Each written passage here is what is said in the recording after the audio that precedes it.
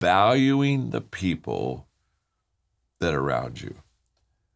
You see, if I don't value you as a person, I'm not going to add value to you. Why would I add value to a person that I don't value? So all of the positives of relationships begin with the fact that I just value you as a person. That's why I'm so delighted today to even be able to share with you for a few minutes in this topic of real success, because I value you as a person, and I believe you have greater potential. Hi, I'm Chris Godey. I don't know about you, but I know that I love to absorb content. There's so much free content out there. However, one challenge that I do have is that I often struggle to then take that content and put it into practice. I don't change the habits that I need to based off of the video that I've been inspired by. If that's you, I want you to watch this video, and then I would love for you to comment, and we would love to hear your thoughts below. I think of ways to add value to you. Now, the reason I do that on the front end is if I'm already thinking of how I can add value to you, the odds increase that I'll think of a way to add value to you. So every day I value you, and every day I think of ways of adding value to you. And thirdly, when I'm with you, I look for ways to add value to you. In other words, we all know this, but let me just maybe take a moment and just emphasize it, underline it for us. When we look at people, we don't see them as they are, we see them as we are. And so when I come to be with you, if I'm looking for ways to add value to you, guess what? I'll find ways to do that. Why? Because I'm looking for those ways.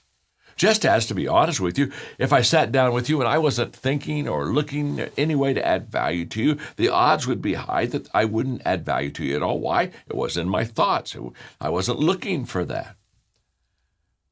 There's something incredibly powerful about when you see your clients. You're looking for ways to not only help them, obviously, with your smile and your practice, but to help them, just to help add value to them. So you're looking for ways to, say the right thing, do the right thing that just would add value to them. So every day I value you. I think of ways to add value to you. I look for ways to add value to you. And every day I do things that add value to you. In other words, it's more than looking and seeing. It's doing. It's taking action. I think the most overrated words in the English language are good intentions. And I know a lot of people, they have good intentions, but they never transfer those over to good actions. And nobody ever was helped with good intentions. We're only helped when those intentions become actions. And so every day, I'm not only going to think of ways to add value to you and look for ways to add value to you, I am going to do things. To be highly successful, you have to equip other people. In fact, if it was just you and me, let's say you and I had the opportunity to have a one-on-one conversation, okay? Just you and me.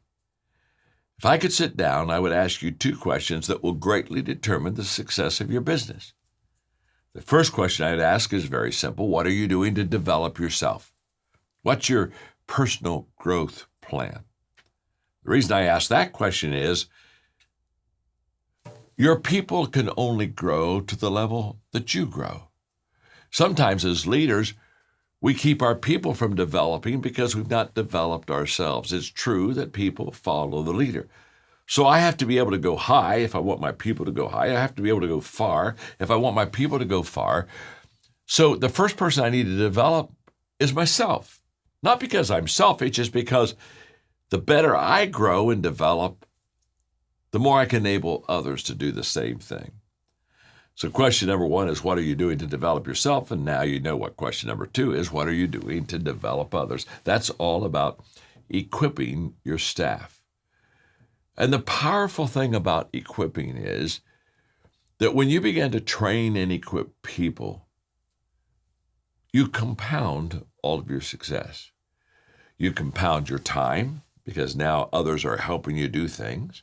You compound your influence because now others are having positive impact in people's life. You compound your finances because you have other people helping you work in the business, which creates more people to take care of and greater profits. I mean, compounding is a result of training and equipping other people. Before I ever train you, equip you, develop you, I have to do it. Why? Because people do what people see. Leadership is visual. Pretty much, people don't do what you say, they do what you do. So my credibility of equipping you is the fact that I do what I'm going to equip you to do very well myself. That gives me credibility and it gives me influence to now train and develop you. So step one is I do it. Step two is I do it and you are with me. You see, equipping depends upon proximity. Again, leadership is visual, and so if you're with me and you're getting to watch me, you're going to learn much quicker how to do something very well. So this is where we're together, and I'm visually demonstrating to you what I want you to learn how to do. Step three is now you do it, and I'm with you. Isn't it interesting? There comes a time when I literally, this is a water bottle, but there comes a time where I hand that baton off to you and you take it. And now all of a sudden, you're doing the work, but I'm still with you. I'm watching you. I'm coaching you. I'm tweaking you.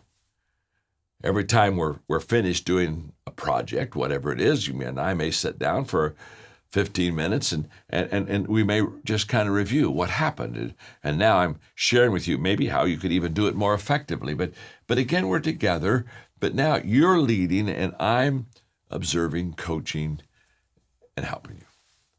Step four is you do it. There comes a time you don't need to be with me. You know how to do it, and so you go. And that's always an exciting time for an equipper because now all of a sudden I have not only myself doing this job, but you're doing it too. So we've got two. Now we're starting to add. We're starting to really kind of compound in a small way our success. Now, most equipping stops at level 4. When you can do it, what I've taught you how to do, it's kind of like, okay, I've done my job, and I go focus maybe on someone else to equip. But there's a 5th step, and I don't want you to miss it because this is the magic step in equipping people. I promise you at Align Technologies, if you practice step 5 in your offices, in your practices, you're going to greatly compound your success. You see, step 5 is you do it, and someone is with you. In other words, you're now equipping someone else. In fact, when I began to train and equip someone, before I ever start, I ask them if they're willing to train and equip someone after I do that for them. If they say yes, we start. If I see there's a hesitancy and they kind of just maybe aren't interested in training someone else, we don't even start. Why? I don't want my equipping to be a dead-end street. I want to equip you so you can equip others. And that's where true compounding begins. And really successful people, they get along with people really well. They're really good at the relationships. And they train and develop others really, really well. In fact, the challenge of every leader, regardless of who they're leading, is to keep their people moving. I mean, that's what leaders do. They move people. And people stop. People stop for different reasons. In sales, what happens is, when you had a good month and you did well, you have a tendency to say, okay, let's eat off of that month for a while, and you only kind of get back in when things aren't going quite so well. I really have I think a very solid answer because I've had to answer that question a lot with people, and I out of my own practice, I have 7 companies myself. And what I've found, it goes back to my book, Good Leaders Ask Great Questions. What I have found is I lead always by questions. Because if I give answers, I own it. If I ask questions, they own it. And that is a huge difference. And so what I do is is I'll share with them. I'll say, talk to me about your low months and why do you have that? And I listen to them. I listen very carefully to them. And after I listen to them, I ask them, okay, do you like low months? Is it kind of like you're okay with low months? Because if you're okay with them, there's not a motivational tool in my bag that can help you. I just have to realize this is who you are and this is what you're going to produce. And then give you the time that I'm going to give you based upon who you are. And so I really allow them to express themselves. And the reason for that is, if I allow them to tell me why they have low months in that whole process, very quickly, two things happen.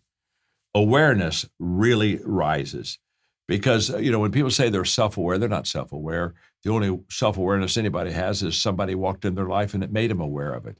And because we all have blind spots. So when you start asking questions and interacting in that kind of a private setting, asking these questions, two things really, really come to fruition. And one is awareness.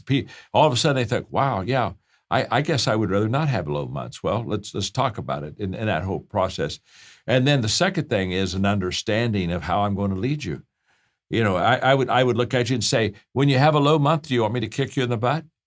What do you need from me? Or do you want me to let you go and just basically say that's who they are? And if that's the case, you're just going to give me leadership time for other people. And again, ownership and awareness comes out of asking questions, which just becomes absolutely huge because now they have to own it, and they're aware of it, and I have an understanding how to lead them. And I began to, in leadership, began to write leadership and began to teach leadership based on values. I'm known for the statement, everything rises and falls on leadership. It's very true. Well, there's the positive, everything rises, and there's the negative, everything falls. And it's a result of either good leadership, which causes it to rise, or bad leadership, which causes leadership to fall. And so when we ask ourselves what allows leadership to bless people and add value to people and make a difference to people, and what allows leadership to rise, it's two things. It's competence and it's good values. And you can't substitute one for the other. You could be very competent but have poor values in your life. In other words, you know how to lead, but what do you do with your poor values? You manipulate people. That's always wrong. And so it's not like, and by the way, you could have good values but not have leadership skills. So the good news is everybody loves you and values you, but you can't lead them anywhere. So when we talk about everything rises, it has to be competence and it has to be on good values. That's what allows leadership to rise. Well, the opposite is also true, that when leadership falls, when a community doesn't do well because of bad leadership, it's almost always because of incompetence and bad values. I spent a lot of time in the Eastern Bloc of Europe, and in fact, when the Soviet Union fell in the 90s, they asked me to come to the Kremlin, and I went to the Communist Palace. I spoke to 5,000 leaders basically in the Communist Party about the change that was about to happen, and it was a lesson about values, and that the success of their transition was going to be based upon how much they valued people. That was the foundation. How much do you value people? And when you think of ethics, the core of ethics is based upon valuing people. I will be an ethical person. I'll do what I ought to do as a leader to you and for you if I value you. But if I don't value you, if I devalue you, then I'm not going to be ethical towards you. They run together. You can't say, well, I devalue people, but I'm very ethical. And if you truly value people, you wouldn't be unethical. They always have to go together. If you have the privilege of leading a team or an organization, and you would love help with enhancing your leadership culture, maybe even developing some of your high potential leaders, just follow the link on the screen, and we would love to connect with you. Several years ago, I decided to develop what I call a positive life stance. And a positive life stance goes something like this. Life is filled with good and bad. That's a fact. And some of the good and some of the bad I cannot control. It's just life. And some of the good and some of the bad's going to find me. Trust me, it will. Good will find me, bad will find me. Now, here's where the difference begins to form. If I have a positive life stance about not only good, but bad, both the good and the bad will get a little bit better. Just as if I have a negative life stance about the good and the bad will get a little worse. And so therefore, once I understand the power of the attitude, look back at it and ask yourself the question, what kind of attitude did I have? Because I promise you, there are some people during that very adverse, difficult situation, they improved their life. And there were some people, their life just seemed to go south. What happens to me doesn't have to determine what happens within me. I can't control everything that happens to me, but I can control my attitude, the way that I think, the thing that happens within me. Attitude, essential for success. Every day, I encourage others to add value to people. That's why we're together right now. I have the opportunity to talk to you about values and legacy. But the success of this talk is not what I'm sharing with you. The success of the talk is what you do with what I'm sharing. You taking what I give you and saying, I'm going to do that in my life. I'm going to apply that to my life. You see, all transformation has at its roots application. Our lives aren't changed until we take the action to change those lives. I just want you to know that values and legacy are essential. And as I look at my list of 29 things that my father taught me, I can tell you without any question, these are values that are now my legacy. Attitude isn't everything, but it's the main thing. In fact, it's so important in your life and in my life that it's what I call the difference maker. And let me explain to you what I mean by that. If you were hiring somebody in your practice and the two people you were looking at, they both had good experience, they both seemed to have the skill set, and you kind of were wondering, well, which one of them do I pick? They're very equal. But let's say one had a terrific attitude and the other one did not. Who are you going to hire? You're going to hire the person that has a good spirit, a good attitude.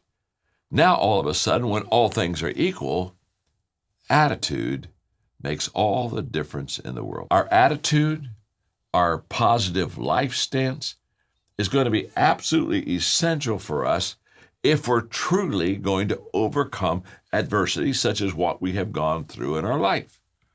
And what's powerful about attitude is that it's a choice. You and I get to choose it. I can still remember many, many years ago, I was doing a conference and my wife, Margaret, we've just been married now for 52 years, but she was with me at the conference and we were having a Q&A time. And one of the people at the conference looked at Margaret and they asked her, he said, does John make you happy? And when she asked that question, I thought, what? That's a good question. I think I'm a good husband. And then Margaret surprised me and everybody by looking right at the person that asked the question and said, no. She said, he doesn't make me happy. I mean, there was just like a pause and a gasp, and everybody kind of think, oh my gosh, Margaret just said John didn't make her happy. And I'm over there and I'm saying, hey, Margaret, honey, explain to them what you mean about I don't make you happy. She said, okay. And then she said, for the first 6 months of our marriage, that's exactly what I expected him to do. Make me happy. I was teaching school and I would come home and I'll say, we have dinner together and we'll have a wonderful evening. And he might call me and say, honey, I've got another business issue I got to take care of, and I'm not going to be home until about 7. Go ahead and eat. I'll be there. Or maybe I'd have to grade papers and eat. She just said, I kept saying, it'll make me happy. It'll make me happy. And she said about 6 months in the marriage, she said, I realized it wasn't going well. And then she said, I came to the conclusion, the only person that can make me happy is me. And the moment that I choose happiness, I choose it. She said, then John has added immeasurably to my happiness. That was close. That was close. Now, what was Margaret saying? Very simple. It's a choice. Attitude is a choice. When I see a person that doesn't have a good attitude, honestly, I really don't feel sorry for them because they chose that. The attitude that you have right now, the attitude that I have right now, it's a personal choice. The good news is, if we want to, we can change it. And I would share with you that there are different levels of what I would call influence or sales in your life. For example, there are vision casters and there are vision carriers. And both of them are all about vision and helping people see a bigger picture, but it's a total difference. You see, if I'm a vision caster, I'm basically saying, John Maxwell's book, Change Your World, is a good book, and it'll help you, and it'll make a difference in your life. That's a vision caster. Now, a vision carrier already has read the book and knows and proclaims how that book will help other people, but a vision carrier is a person who lives the book. It's one thing to know the book, edit the book, sell the book, market the book. It's a totally different thing to live the book. And as a team, I would encourage you to see the benefits of changing your world by not only reading the pages, but start your own transformation table. You see, I tell people all the time, I never sell at all. I've never tried to sell anything to anybody. But when I find something that adds value to me, I like to share it with others. I say, hey, let me tell you something. This helped me. This will help you. Now I'm a vision carrier. Why? A vision caster will tell you what they know, but a vision character will tell you what they live. Everything rises and falls on leadership. That's a fact. Not some things, not most things, everything. It's true in the healthcare business, the business that you're in. It's true in government. It's true in religion. It's true in education. Everything rises and falls on leadership. In other words, leadership has the ability to make things better, or to be honest with you, bad leadership makes things worse. There's a rising with good leadership, and there's a falling with bad leadership. Leadership thought in my book, The 21 Irrefutable Laws of Leadership.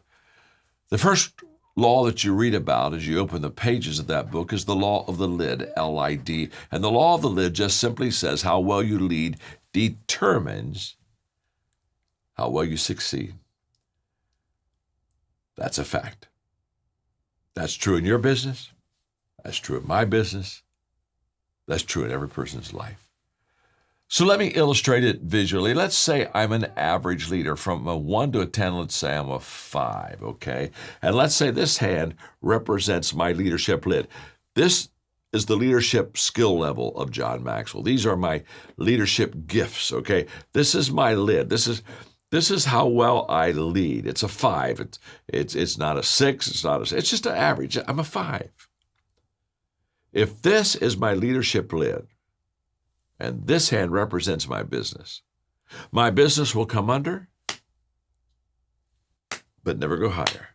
Never go higher than my leadership lid. In other words, if my leadership is a 5, my business is going to be a 4. That's a fact. You say, but you know what? I'm very skilled in my work. You perhaps are.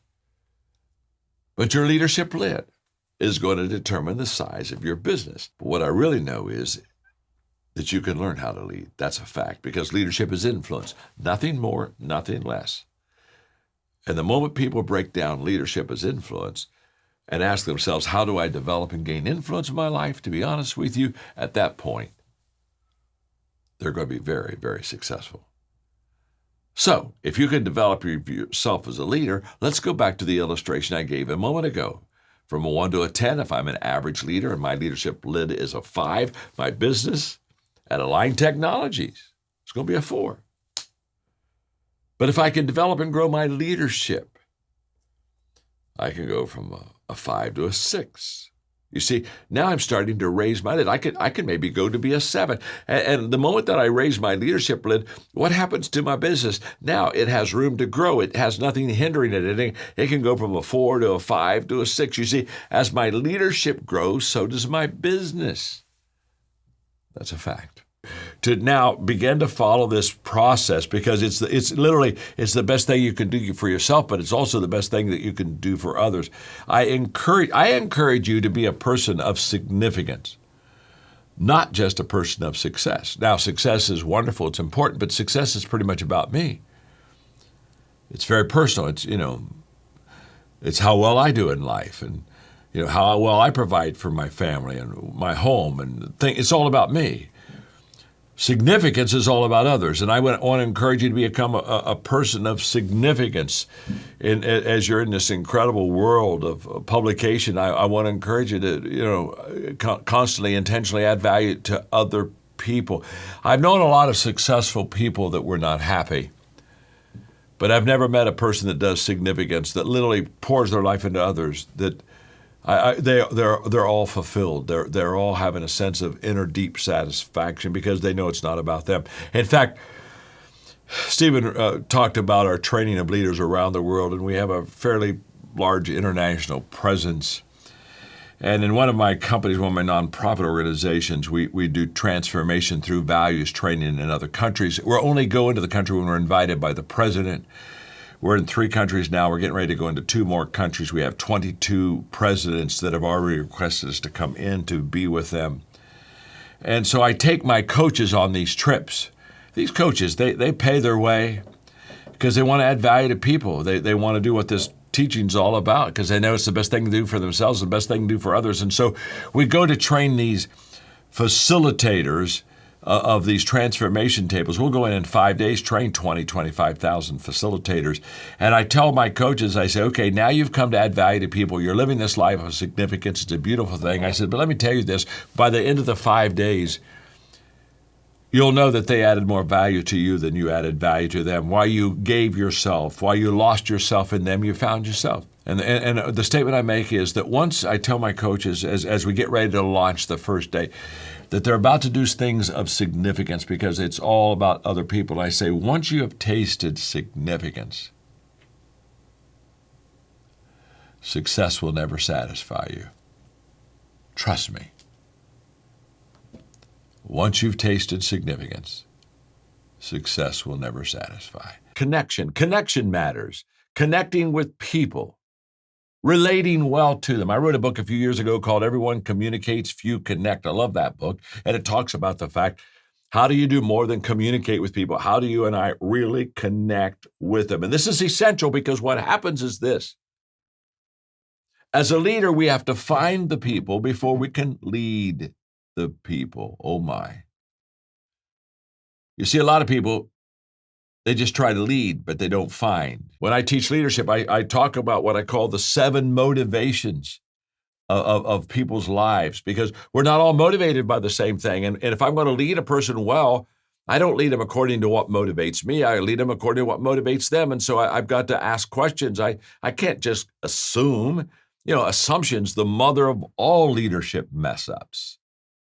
I've got to find them.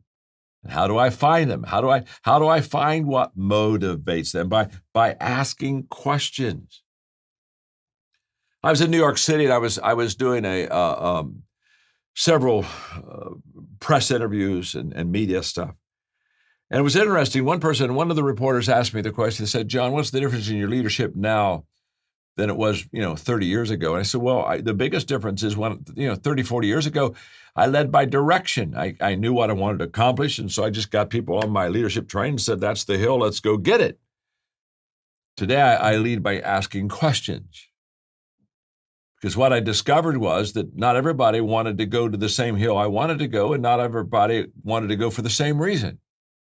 When I was young, I didn't know that. I thought everybody thought like I did. They had my perspective. And I learned over the years that what I need to do as a leader isn't start leading, it's start finding. And how do I start finding? I start finding by asking questions. Wow. If you're like me, you watch a video like that from Maxwell Leadership and you just get inspired. I love how it's so practical. It just makes a lot of sense. But here's the challenge. We have to commit to each other. We have to commit to change, both in our personal lives and also our professional lives. Looking for more information about the Maxwell Leadership Certified Team? Follow the link below to learn more. We can't wait to hear from you and add value to your lives.